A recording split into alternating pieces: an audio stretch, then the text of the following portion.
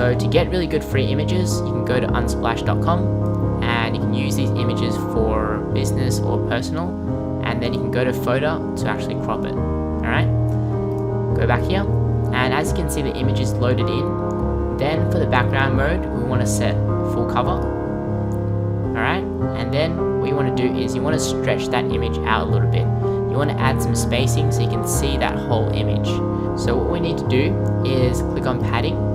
Padding is just another word for spacing. Deselect apply to all. So what we want to do is apply 15% to the top and also 15% to the bottom. Because I'm going to add some text in there and it's going to stretch out a little bit more, so I'm just going to set in 15, and then you can click on done. So once you have done that, then you can hover over the green icon and we want to drop in maybe a text. So drop that into the middle. For the content, I'm going to type in welcome. Alright, and I want to highlight the text.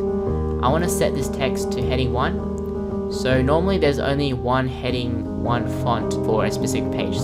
And then what you want to do is we want to go to styling and then click on font, and we want to change the color here to white. Okay, now you can also change the size of the heading 1 by clicking on heading 1 here, and then you can set the size to maybe, let's say 80, maybe that's a good size. And then you can go back to general, and we want to make sure the text is in the middle. So right here, if you scroll down to text align, click on center, and that will align your text. And then you can click on done. Now if you want to add a subheadline, because it's also a text module, you can hover over the module and click on duplicate, and that will create 2 layers basically. Double click on that, and then let's just say maybe create a beautiful website, and for this one we want to select the text and select it to paragraph. Alright, so to change the size of that text, you can go back to styling again, font, and then for the font size we might try 22. I think that looks okay, and then you can click on done.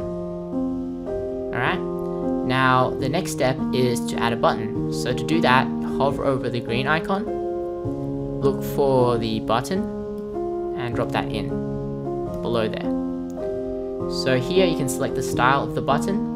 Okay, I'm going to select maybe outlined, and for the button text I'm going to type in start here. Now the link is actually where you want that button to link to. So when someone clicks on that, what page do they end up on? So I want people to go to my services page.